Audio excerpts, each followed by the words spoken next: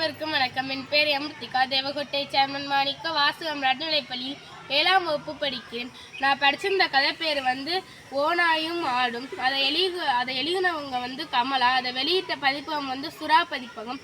அந்த கதையில் ஃபஸ்ட்டு நான் ஒரு ஓநாய் இருக்குமா. அந்த ஓநாய் ஒரு ஆறு இருக்குமா. அந்த ஆற்றோட கரையில் நின்று தண்ணி குடிச்சிக்கிட்டு இருக்குமா. அப்போ ஒரு ஆட்டுக்குட்டி வருமா. அதுவும் அந்த ஆற்றோட கரைக்கு மேலே நின்று தண்ணி குடிச்சிக்கிட்டு இருக்குமா. அந்த ஓநாய் தரைக்கு கீழே நின்று தண்ணி குடிச்சிக்கிட்டு இருக்குமா. அந்த தரைக்கு கீழே இருந்து தண்ணி வருமா. அந்த தண்ணியை ஓநாய் பார்த்து குடிச்சுக்கிட்டே இருக்குமா. அப்போ ஒரு ஆட்டுக்குட்டி வருமா. அந்த ஆட்டுக்குட்டிக்கும் அந்த தண்ணியை குடிச்சிக்கிட்டு இருக்குமா. அப்போ அந்த ஓநாய் நினைக்குமா, இந்த ஆட்டுக்குட்டி நல்ல ஆட்டுக்குட்டியாக இருக்கே, இது எப்படி நம்ம சாப்பிட்றது, இது ஏதாச்சும் காரணம் சொல்லி சாப்பிடணுமே அப்படின்னு அது நினைக்குமா.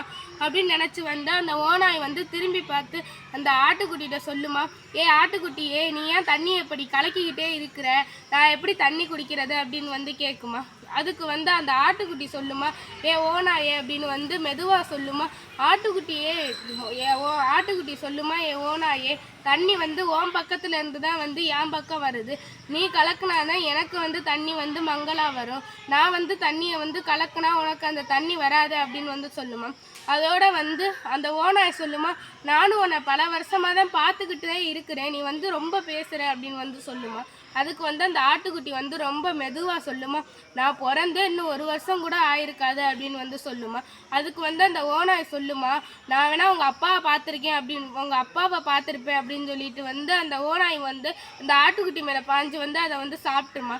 இதுலேருந்து என்ன தெரிஞ்சுக்கிட்டோம்னா, ஒருத்தவங்க நம்மளை ஏதாச்சும் செய்யணும்னு நினச்சா அவங்க ஏதாச்சும் சாக்கு போக்கு சொல்லிக்கிட்டே தான் இருப்பாங்க. ஆனால் நம்ம அதை தவிர்த்துட்டு நம்ம முன்னேறணும்.